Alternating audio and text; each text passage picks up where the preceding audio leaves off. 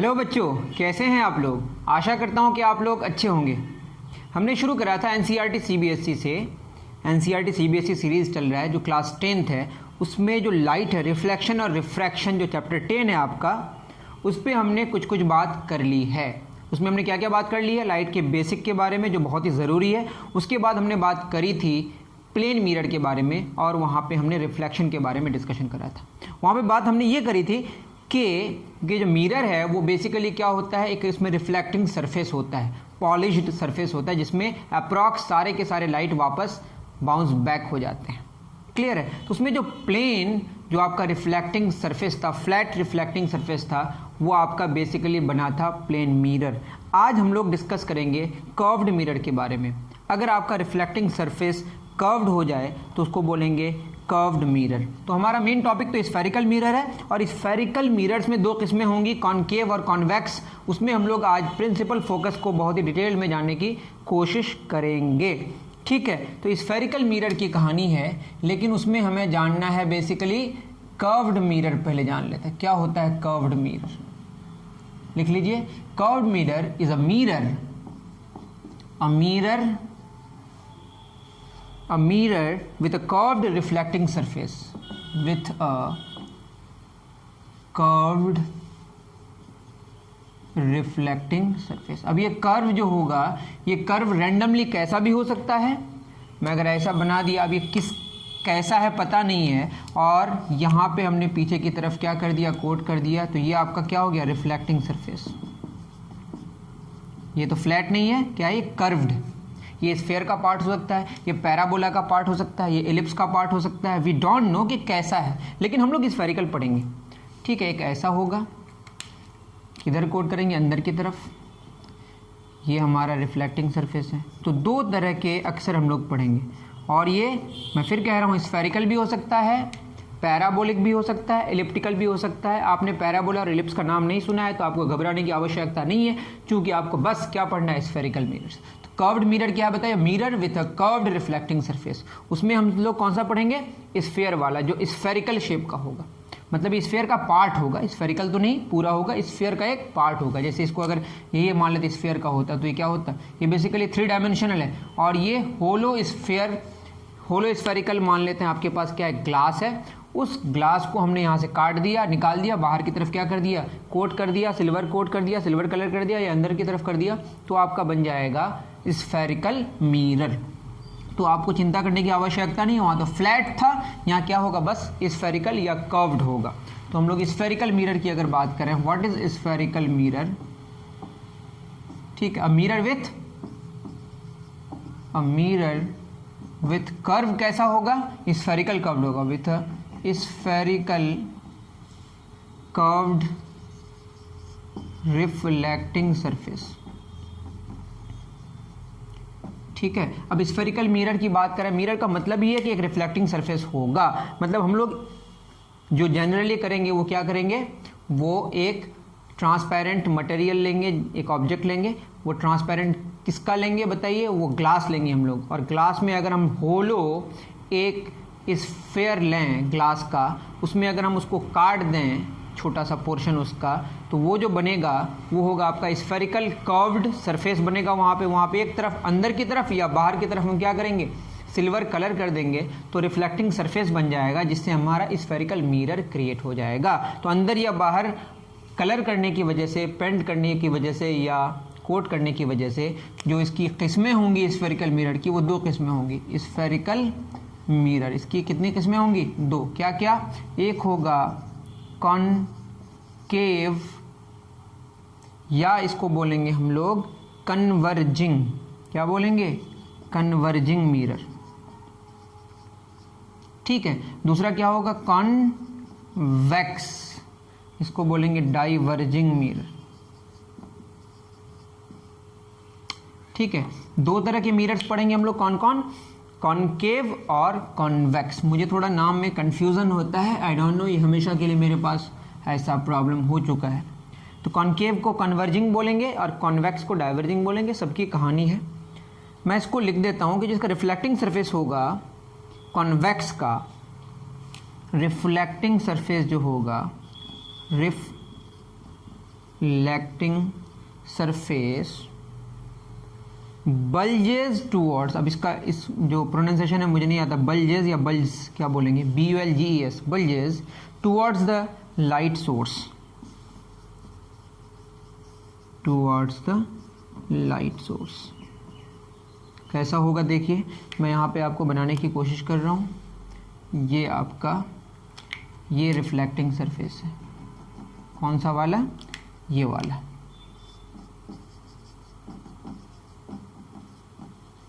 ठीक है, इधर से लाइट आएगी, गिरेगी इस पे। ठीक, तो इधर क्या हो रहा है, बल्ज कर रहा है, मतलब इधर देख रहे हैं ना, इसको बल्ज करना कहते हैं, ऐसे जो फैल रहा है ये वाला, ये इधर सिकुड़ रहा है। ठीक है, पता नहीं इसको क्या नाम देंगे, मैं खुद ही परेशान हो जाता हूँ। ये बेसिकली किसका पार्ट है, स्फेयर का पार्ट। ठीक है, तो इंग्लिश में इसको ऐसे बोलते हैं, रिफ्लेक्टिंग सरफेस जो है आपका, जो रिफ्लेक्टिंग सरफेस है वो क्या हो रहा है, बल्ज हो रहा है, इसको बल्ज होना कहते हैं। Bulges towards the light source, light source की तरफ क्या हो रहा है, बल्ज होता है। और जो कॉन्केव है ये आपका कौन सा वाला है, कॉन्वेक्स वाला है। जो कॉन्केव है वो कुछ ऐसा होता है, जस्ट आप देख लें, ये बाहर की तरफ कलर करते हैं, तो ये आपका रिफ्लेक्टिंग सरफेस है। ठीक है, तो रिफ्लेक्टिंग सरफेस जो है इसको बोलेंगे हम लोग, रिफ्लेक्टिंग जो सरफेस है, कौन सा surface, reflecting surface that is recessed इनवर्स्ड,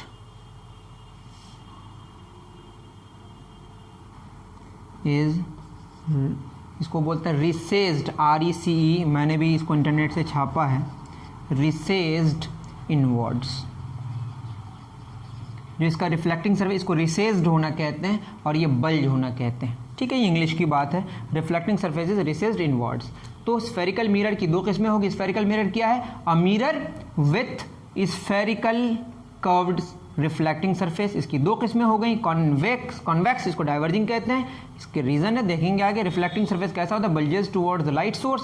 और कॉन्केव और कॉन्वर्जिंग बोलेंगे रिफ्लेक्टिंग सरफेसेस रिसेस्ड इनवर्ड्स।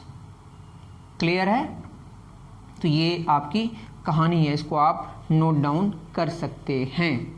ठीक है, इसका डेफिनेशन चाहें तो आप चेंज भी कर सकते हैं, अच्छा अगर आपको चाहिए तो।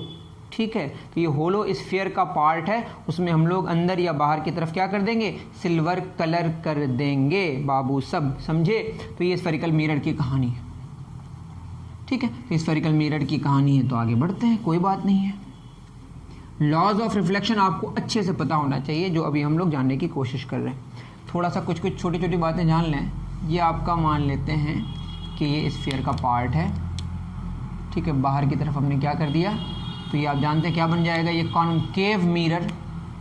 इसका अगर पूरा एक साथ पार्ट देखें, ये तो 2D है लेकिन 3D होगा ये। ठीक है, और स्फीयर का पार्ट होगा। अब ये जिस स्फीयर से हमने इसको काटा है, उस स्फीयर का जो सेंटर होगा उसको C से डिनोट करेंगे, इसको बोलेंगे सेंटर ऑफ, जो कि कर्व का है तो सेंटर ऑफ कर्वेचर बोलेंगे। इसका कुछ रेडियस होगा, यहाँ से यहाँ तक, ये जो जहाँ पे मीट कर रहा है इसको हम पोल कहते हैं। इसको आगे और पीछे अगर बढ़ा देंगे तो इसका नाम होगा प्रिंसिपल एक्सिस। इस नाम का क्या होगा, या प्रिंसिपल एक्सिस चेंज भी कर सकते हैं, इधर लेते तो इधर प्रिंसिपल एक्सिस हो जाता है, अक्सर हम लोग बीच में लेते हैं प्रिंसिपल एक्सिस। ठीक है, मुख्य अक्ष। पोल और सेंटर के बीच का जो डिस्टेंस है इसको बोलते हैं हम लोग रेडियस, किसका, कर्व का, तो ये हो जाएगा रेडियस ऑफ कर्वेचर। अब इसका भी डेफिनेशन लिखा देना, ये बहुत बिल्कुल बेकार बात हो जाएगी। तो क्या हो जाएगा, the distance between centre of curvature and pole is called radius of curvature. या आप कह सकते हैं कि जो मिरर है, जिस स्फीयर का पार्ट, उसके रेडियस को हम रेडियस ऑफ कर्वेचर कहेंगे। पोल और सेंटर ऑफ कर्वेचर को मिला के एक लाइन खींचेंगे, इसको बोलेंगे प्रिंसिपल एक्सिस। इसमें तो मुझे नहीं लगता कोई और बात है। ये जो पूरा का पूरा होगा इसको हम एपर्चर कहेंगे। क्या बोलेंगे, यहाँ से यहाँ तक जो होगा ये क्या होगा, एपर्चर। और हम लोग अक्सर जो हम लोग क्लास 10 में पढ़ने जा रहे हैं उसमें एपर्चर छोटा लेने की कोशिश करेंगे, छोटा ही लेंगे बेसिकली। क्या लेंगे, छोटा ही लेंगे, तो ये आप ध्यान में रखें। तो जो एपर्चर लेंगे वो क्या लेंगे बाबू साहब, वो छोटा ही लेंगे। ठीक है, चलिए, ये तो कहानी हो गई किसकी, कॉनकेव मिरर की। इसी तरह कॉन्वेक्स मिरर की भी हो सकती है, सिंपल सी बात है। ये कॉनकेव मिरर की कहानी हो गई। और दूसरी कहानी किसकी हो सकती है, कॉन्वेक्स मिरर की हो सकती है। बस कैसा होगा, अंदर की तरफ हम लोग कर देंगे कलर। ठीक है, मार्कर गिरना यहाँ तो एकदम तय है, होता ही है ऐसा। ये पूरा जो स्फीयर होगा इसका सेंटर ऑफ कर्वेचर इस पार होगा, उसका सेंटर ऑफ कर्वेचर किधर था, रिफ्लेक्टिंग सरफेस की तरफ था, ठीक है, मतलब in front of reflecting surface, इसका बिहाइंड द रिफ्लेक्टिंग सरफेस है, ये सेंटर ऑफ कर्वेचर होगा, इसको पोल लेंगे यहाँ पे, इस तरह से मिला देंगे तो ये प्रिंसिपल एक्सिस हो जाएगा। ये क्या हो जाएगा, रेडियस ऑफ कर्वेचर, यहाँ से यहाँ तक जो होगा वो एपर्चर होगा। अक्सर हम लोग एपर्चर क्या लेंगे, छोटा लेंगे। ये था कॉन्वेक्स और वो जो था वो कॉनकेव, ये कॉन्वेक्स है, ठीक है। तो इस तरह की कहानी है। मैं कॉन्वेक्स और कॉनकेव में थोड़ा कन्फ्यूज़ करता हूँ क्योंकि लेंस और जब मिरर पढ़ाता हूँ तो थोड़ा सा कन्फ्यूज़न हो जाता है, तो आपको कन्फ्यूज़न नहीं होना चाहिए क्योंकि आप बहुत ही होशियार हैं, ठीक है बाबू सब। चलिए, ये बात तो हो गई छोटी छोटी बात, पोल क्या है और सेंटर ऑफ कर्वेचर क्या है, रेडियस ऑफ कर्वेचर क्या है, एपर्चर क्या है, और एपर्चर हम लोग अक्सर छोटा लेंगे, ठीक। चलिए हम लोग बात करते हैं प्रिंसिपल फोकस की। प्रिंसिपल फोकस, फोकस नहीं, प्रिंसिपल फोकस पूरा, ठीक है। प्रिंसिपल फोकस का आप पहले डेफिनेशन लिख दें, उसके बाद हम लोग बात करेंगे। और याद रहे इसमें हम लोग जो रेज लेंगे वो लेंगे पैराक्सियल रेज। कौन सा raise, paraxial raise. Paraxial raise में अभी हम जो बात करेंगे इसमें इसका मतलब ये है कि जो एपर्चर लेंगे वो छोटा लेंगे। छोटा मतलब इतना छोटा लेंगे कि उसमें जो एंगल्स इन्वॉल्व होंगे वो भी बहुत छोटे होंगे। उसमें कुछ अप्रॉक्सीमेशन का इस्तेमाल करेंगे हम लोग। क्या इस्तेमाल करेंगे, अप्रॉक्सीमेशन। क्या अप्रॉक्सीमेशन होगा, साइन थीटा और थीटा बराबर होगा। जब एंगल बहुत छोटा होता है तो एंगल छोटा होने से साइन थीटा और थीटा लगभग बराबर होता है। जब एंगल स्मॉल होगा, ऐसे केस में जो रेज इन्वॉल्व होंगे उसको हम पैराक्सियल रेज कहेंगे। एंगल्स आर स्मॉल और साथ में जो इसका एपर्चर होगा वो छोटा होगा। एपर्चर इज स्मॉल, किसका, मिरर का। प्रिंसिपल फोकस को जो डिफाइन किया गया है पहले डिफाइन कर देते हैं, उसके अकॉर्डिंग हम लोग फिर चीज़ों को जानेंगे। Light rays that are parallel, light rays that are parallel, आप कहीं से भी लिख सकते हैं, parallel to the principal axis, अभी जानेंगे, टेंशन न लें, ये बाय डेफिनेशन ये है। लेकिन याद रहे कौन सा रेज, पैराक्सियल रेज। अगर ये पैराक्सियल रेज नहीं होंगे तो एंगल्स छोटे नहीं मान सकते, साइन थीटा और थीटा बराबर नहीं होगा, एपर्चर छोटा नहीं होगा, उस केस में उस रेज को बोलेंगे मार्जिनल रेज। और हम लोग जो प्रिंसिपल फोकस में पढ़ने जा रहे हैं उसमें हम लोग पैराक्सियल रेज लेंगे, जिसमें हम लोग अप्रॉक्सीमेशन ले सकते हैं। Light rays that are parallel to the principal axis of a mirror, principal axis of a mirror converge at a specific, converge or appears to converge, appears to converge at a specific point, at a specific point on its principal axis, on its principal axis after reflecting from a mirror, after reflecting from a mirror. This point is called principal focus. Principal focus में हम लोग जो raise लेंगे वो क्या लेंगे, paraxial लेंगे। ये डेफिनेशन आप लिख सकते हैं या आप अपने कंफर्ट के हिसाब से डेफिनेशन चेंज भी कर सकते हैं, लेकिन सही होना चाहिए, इसका भी ख्याल रखें, ठीक है। तो ये आप नोट डाउन कर लें कि light rays that are parallel to the principal focus, principal axis of a mirror. Mirror का जो प्रिंसिपल एक्सिस जो हम चूज़ करेंगे उसके पैरेलल हम लोग रेज लेंगे। जब पैरेलल रेज का मतलब कहाँ से आ रहा है, इन्फिनिटी से आ रहा है, ये भी जानने की कोशिश करते हैं। चलिए, ये डेफिनेशन आपने लिख लिया होगा। कौन सा रेज, पैराक्सियल रेज। अब बताइए, ये आपका मान लेते हैं, सबसे पहले हम लोग कॉनकेव मिरर का ही केस पढ़ेंगे। देखिए, अगर आपका मान लेते हैं ऐसे लाइट जा रही है तो ये लग रहा है ना यहाँ पे आके मीट कर रहा है, तो अगर लाइट की रेज कहाँ से आ रही है, अभी हम लोग रियल ऑब्जेक्ट्स के बारे में डिस्कशन करें, इसका ख्याल रखें। तो ये जो लाइट की रेज आ रही हैं ये कोई फिनाइट पॉइंट से आ रही है, लेकिन अगर हम पैरेलल रेज लें तो पीछे कहाँ मीट कर रहा होगा, बताइए, कहीं तो मीट कर रहा होगा, तो बोलेंगे इन्फिनिटी में मीट कर रहा होगा। तो मैथमेटिकली जब हम लोग इस तरीके से चीज़ों को करते हैं कि पैरेलल बना देते हैं तो वहाँ पे हम कहते हैं कि चीज़ें कहाँ से आ रही हैं, इन्फिनिटी से आ रही, क्योंकि मुलाकात कहाँ होगी, इन्फिनिटी में होगी। तो जब बहुत दूर के लिए हमको कुछ करना पड़ता है तो रेज को हम पैरेलल कर देते हैं। रेज पैरेलल करने का मतलब इन्फिनिटी से लाइट आ रही है, तो लाइट की जो सोर्स है वो कहाँ पे, इन्फिनिटी में। बात समझ आ रही है? ठीक है, या रिफ्लेक्ट होकर जो लाइट आ रही है वो कहाँ से आ रही है, इन्फिनिटी से आ रही है। ये पूरा अगर एक स्फीयर होता तो इसका सेंटर यहाँ कहीं होता, इसको बोलते हैं सेंटर ऑफ कर्वेचर।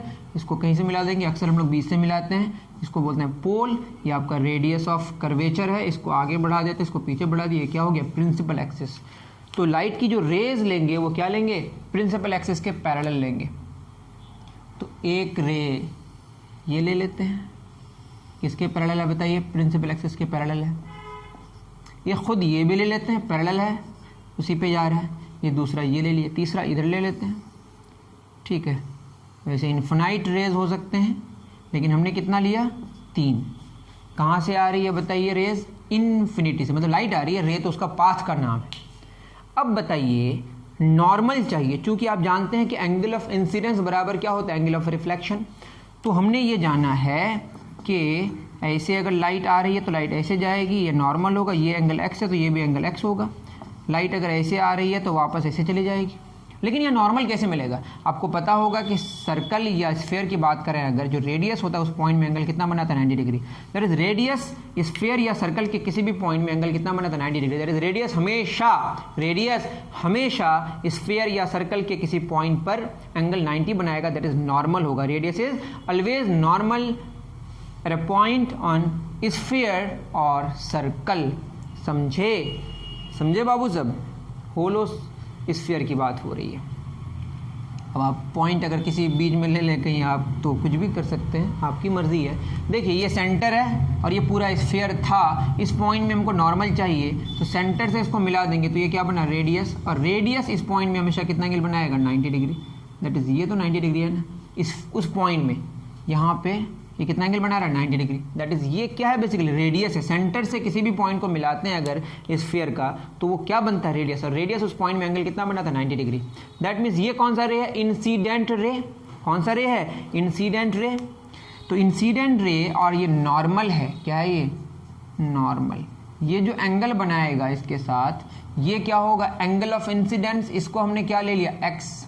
और जो एंगल ऑफ इंसिडेंस होगा वही हमारा क्या होगा, एंगल ऑफ रिफ्लेक्शन। और बीच में नॉर्मल होता है, लाइट ऐसे रिफ्लेक्ट होकर ऐसी आएगी, ऐसी ना होता है, ठीक है। तो देखिए लाइट रिफ्लेक्ट होकर कहाँ आएगी, कुछ इधर आएगी, ठीक। अब ये आ रही है, ये कौन सा रे है, इंसिडेंट रे। ये कौन सा रे है, रिफ्लेक्टेड रे। दूसरा इधर लेते हैं। अब बताइए इस पॉइंट में क्या चाहिए हमको, नॉर्मल। तो रेडियस चाहिए, क्या चाहिए बेसिकली, रेडियस। तो यहाँ पे हम नॉर्मल के लिए रेडियस ड्रॉ कर लिए। ये भी एंगल कितना बनाएगा, 90 डिग्री। अब ये आपका है नॉर्मल, ये आपका है इंसिडेंट रे। ये नॉर्मल के साथ जो एंगल बनाया ये है आपका वाई। ये अगर एक्स है तो ये भी क्या होगा, एक्स होगा, इसको हमने वाई माना। अब ये रिफ्लेक्ट होके किधर जाएगी, जितना इधर वाई होगा इतना इधर जाएगा। ये कहीं यहाँ के मीट करेगा, ये भी आपका क्या होगा, वाई। ये कौन सा रे है, रिफ्लेक्टेड रे। तो बताइए दो रिफ्लेक्टेड रेज की मुलाकात इस प्रिंसिपल एक्सिस के एक पॉइंट में हुई ना, इसको भी ले लेते हैं, ये गया। तो बताइए ये हमारा सेंटर ऑफ कर्वेचर है, ये पोल से यहाँ इस पॉइंट में मिलाएंगे तो यही आपका नॉर्मल होगा। नॉर्मली जा रहा है तो नॉर्मली क्या हो जाएगा, वापस हो जाएगा। इतनी बात समझ आ रही है, तीनों की मुलाकात इस पॉइंट में हुई। तो मैंने तो यही डेफिनेशन में लिखाया था ना कि लाइट की रेज अगर प्रिंसिपल एक्सिस के पैरेलल जाए, रिफ्लेक्ट होके जिस पॉइंट में प्रिंसिपल एक्सिस का किसी स्पेसिफिक पॉइंट में मीट करे या मीट करता हुआ लगे, उसी को हम क्या कहेंगे, प्रिंसिपल फोकस। याद रहे कौन से रेज हैं यहाँ पे, मार्जिनल रेज नहीं है, ये पैरेक्सियल रेज है। दैट इज एपर्चर छोटा है, that is x x y y, these are very small. ठीक है, इतनी बात तो समझ आ रही होगी। तो ये आपका F से डिनोट किया जाएगा, इसको बोलेंगे हम लोग प्रिंसिपल फोकस। क्या बोलेंगे इसको, प्रिंसिपल फोकस। उम्मीद करता हूँ कि समझ आया होगा। ये कहानी थी किसकी, कॉन्केव मिरर के प्रिंसिपल फोकस की, जहाँ पे एक्चुअल में आके चीज़ें मीट कर रही हैं। अब दूसरा हमें समझना है किसके बारे में, कॉन्वेक्स मिरर के बारे में। किसके बारे में, कॉन्वेक्स मिरर के बारे में। उसको जानने से पहले हम लोग कुछ चीज़ें और जान लें, ठीक है। चलिए अब क्या होगा, ये P है, ये F है, ये C है। इस पॉइंट को हम क्या मान लेते हैं, A। इस पॉइंट को क्या मान लेते हैं, B। ठीक, अब क्या होगा, सी पी जो है वो क्या है बताइए, या पी सी, हमेशा हम लोग डिस्टेंस पी से लेते हैं, ठीक है, पोल से, बाद में जानेंगे इसको रेडियस ऑफ कर्वेचर कहेंगे। पी सी हमारा क्या, रेडियस ऑफ कर्वेचर, और पी से एफ तक का जो डिस्टेंस है वो क्या है हमारा, इसको लिखेंगे हम लोग स्मॉल एफ, इसका नाम है हम फोकल लेंथ। तो फोकल लेंथ को कैसे डिफाइन करेंगे बताइए, focal length is the distance between principal focus and pole. ठीक है, लिख लीजिए इस बात को, focal length is the distance between principal focus and pole, and radius of curvature is the distance between centre of curvature and pole. उम्मीद करता हूँ समझ पा रहे होंगे आप। अब ये समझना है, देखिए सी ए रेडियस है और सी पी भी रेडियस है, और जो रेडियाई होते हैं वो आपस में बराबर होते हैं, जो रेडियाई होते हैं वो आपस में बराबर होते हैं। अब बताइए एंगल ए बी ए हो गया, इसको मान लेते हैं यहाँ पे हम सी ले लेते हैं, और इसको सी तो यहाँ पे लिखा हुआ है, डी ले लेते हैं, इसको ले लेते हैं ई। देखिए angle D A C, angle D A C, और एंगल देखिए P C A, angle P C A, ये एक्स होगा तो ये भी क्या होगा बताइए, एक्स होगा। दैट मीन्स के इसको बोलते हैं अल्टरनेट इंटीरियर एंगल्स। इतना आप तो जानते होंगे, इतना उम्मीद मैं करूंगा, ठीक है, दोनों बराबर होता है। ये क्या बताइए, अल्टरनेट इंटीरियर एंगल्स, दोनों बराबर है। दैट मीन्स ये एक्स है तो ये भी क्या होगा, एक्स होगा, इसमें कोई शक नहीं है। अब बताइए ट्रायंगल ए सी एफ की बात करें, in triangle A C F में ये दोनों एंगल बराबर है। दैट इज ये क्या इंप्लाई कर रहा है, ये दोनों बराबर है, क्यों, क्योंकि लॉज ऑफ रिफ्लेक्शन के अकॉर्डिंग। इसको तो मैं बताने की कोशिश भी नहीं करी, आपको ऐसे ही बता दिया। ये दोनों बराबर क्यों है, लॉ ऑफ रिफ्लेक्शन। ठीक है, एंगल डी ए सी, यहाँ पे मैं लिख दे रहा हूँ, एंगल डी ए सी बराबर एंगल सी ए एफ। क्यों बराबर है, लॉ ऑफ रिफ्लेक्शन की वजह से। ये भी लिख दें, ये दोनों बराबर है तो लिखना पड़ेगा ना, ये एक्स क्यों, अल्टरनेट इंटीरियर एंगल्स। अब ये दोनों आपस में बराबर हो गए, angle C A F is equal to angle A C F. ठीक है, अगर ये दोनों बराबर है, एक ट्रायंगल में अगर दो एंगल्स बराबर होते हैं तो उनके दो अपोजिट साइड्स भी बराबर होते हैं, तो ये इंप्लाई करेगा angle C F, angle C A F, ये वाला का अपोजिट कौन है, सी एफ, इसका अपोजिट कौन है, ए एफ। दैट इज ये इंप्लाई कर रहा है सी एफ बराबर ए एफ। क्या रीजन है, रीजन है sides opposite to equal angles are equal. ठीक है, अच्छे से आप लिखें। तो सी एफ बराबर ए एफ, तो सी एफ को हमने क्या माना, मान लेंगे इसको जो मानना है। उसके बाद जो ए एफ है और पी एफ है वो बराबर नहीं होगा, लेकिन चूंकि अपर्चर छोटा है तो ए एफ और पी एफ अप्रॉक्सीमेटली बराबर होगा।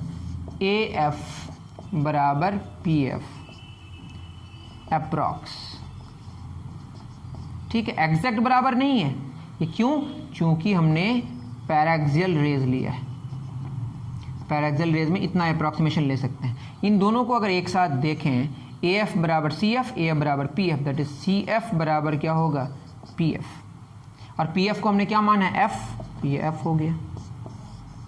तो सी एफ भी एफ हुआ, सी एफ क्या हुआ, एफ, और पी एफ भी क्या हुआ, एफ। और सी पी क्या है बताइए, सी पी है capital R, that is F plus F. ठीक है, तो यहाँ पे लिख दीजिए रेडियस ऑफ कर्वेचर। देखिए C F plus P F, F plus F क्या हो जाएगा, आर बराबर 2f, या focal length radius of curvature का आधा होगा। ये एग्जैक्टली नहीं होगा, ये तभी होगा जब पैराक्सियल रेज होगा, मार्जिनल रेज के लिए कहानी अलग होगी। इतनी बात आप समझ पाए होंगे, इतनी मैं उम्मीद कर रहा हूँ। ठीक है, लेकिन आप प्लेन मिरर के केस में थोड़ा ध्यान दीजिए। प्लेन मिरर के केस में रेडियस की बात ही नहीं थी, तो फोकल लेंथ उसका डिफाइंड नहीं था। तो आप लिख सकते हैं प्लेन मिरर के केस में फोकल लेंथ नॉट डिफाइंड होता है। इतनी बात आप नोट डाउन अच्छे से कर लें। आज का लेक्चर बहुत लेंदी नहीं होगा, 4-5 मिनट में उम्मीद करता हूँ कि ख़त्म हो जाएगा। ठीक है, उतार लीजिए। चलिए, ये कहानी थी किसकी, कॉन्केव मिरर की। लिख लें इसको, कॉन्केव मिरर के लिए। ठीक है, अब कॉन्वेक्स मिरर में क्या होगा, मुझे लगा कि शायद ये जो फिगर है बहुत ही सुंदर बना था मेरे रिस्पेक्ट में, क्योंकि मैं फिगर बहुत ही गंदा बनाता हूँ। ये क्या है आपका अंदर हमने पेंट कर दिया। यहाँ पे इसका कहीं सेंटर ऑफ कर्वेचर होगा, ये पोल होगा, इसको प्रिंसिपल एक्सिस कहते हैं। ये रिफ्लेक्टिंग सरफेस है, लाइट इधर से आ रही है, ठीक है। प्रिंसिपल एक्सिस के क्या लेंगे बताइए, पैरेलल लेंगे, ठीक। एक बात और हमने जानी कि जो इन्फिनिटी में ऑब्जेक्ट है, चूंकि फोकस की बात जब करते हैं तो ऑब्जेक्ट को कहाँ रखें, इन्फिनिटी में, तो उसका इमेज कहाँ बना, फोकस में, और रियल बना किसके केस में, कॉनकेव मिरर के केस में। वो बाद में जान लेंगे इमेज फॉर्मेशन की कहानी में, ओके। चलिए दूसरा इधर ले लेते हैं, तीसरा ये ले लेते हैं, ये दूसरा ले लेते हैं, ठीक है। अब बताइए जिस पॉइंट में आके इंसिडेंट करा, यहाँ पे मुझे क्या ड्रॉ करना है, एक नॉर्मल। नॉर्मल के लिए क्या करेंगे, सेंटर से मिलाएंगे, इधर है नॉर्मल हमारा, ऐसे ही लिखना पड़ेगा, ये आपका नॉर्मल है, ठीक है। देखिए ये पॉइंट जो ना ये नॉर्मल है, तो इधर से भी तो नॉर्मल है ना, तो बताइए ये होगा आपका एंगल ऑफ इंसिडेंस, जिसको हम एक्स कहेंगे। अब ये जाएगा किधर बताइए, रिफ्लेक्ट होके ऐसे जाएगा, ये होगा एक्स। उसी तरीके से ये जा रहा है, देखिए यहाँ से इसको मिलाएंगे, यही नॉर्मल है ना, तो नॉर्मली क्या हो जाएगा, वापस हो जाएगा, इसमें तो कोई बात ही नहीं है। यहाँ पे हमें क्या करना है, एक नॉर्मल चाहिए, तो ऐसे मिला देंगे, ये आपका क्या हो गया, वाई। अगर तो ये रिफ्लेक्ट होके किधर आएगी बताइए, ये रिफ्लेक्ट होके इधर आएगी, ये भी क्या होगा, वाई। ये आपका रिफ्लेक्टेड रे है, ये रिफ्लेक्टेड रे है, ये रिफ्लेक्टेड रे, ये रिफ्लेक्टेड, ये इधर जा रहा है, ये इधर जा रहा है, इधर जा रहा है। कभी मीट करेगा, मीट करता हुआ लगेगा, मीट करता हुआ लगेगा, किधर लगेगा बताइए, ऐसा लगेगा यहाँ से कहीं से आ रहा है, ये हुआ आपका अपीयर्स टू मीट। तो ये भी आपका क्या हो गया, प्रिंसिपल फोकस। इसमें भी सारी वही कहानी है, लेकिन यहाँ पे मीट एक्चुअल में नहीं कर रहा है, मीट करता हुआ लग रहा है। किस केस में, कॉन्वर्जिंग, पता नहीं क्या मैंने बोला, देख लीजिएगा, डाइवर्जिंग मिरर में ये डाइवर्ज कर रहा है, ठीक है। आप देख लीजिएगा फिर अच्छे तरीके से। मैंने ये बता दी कि प्रिंसिपल फोकस जो चीज़ें हैं ना, वो किस तरीके से डिफाइन करते हैं। इसके लिए पैराक्सियल रेज का सहारा लेते हैं। ये लेक्चर बहुत ज़्यादा लेंदी हुआ नहीं, उम्मीद करता हूँ कि आपको मज़ा आया होगा। इतने कम समय में चीज़ें ख़त्म हो गई। नेक्स्ट लेक्चर में हम लोग जानने की कोशिश करेंगे कि इमेज का फॉर्मेशन कॉनकेव और कॉन्वेक्स मिरर में क्या होता है, और भी बहुत सारी बातें जानेंगे। मिलते हैं नेक्स्ट वीडियो में। थैंक यू वेरी मच मेरे प्यारे बच्चों।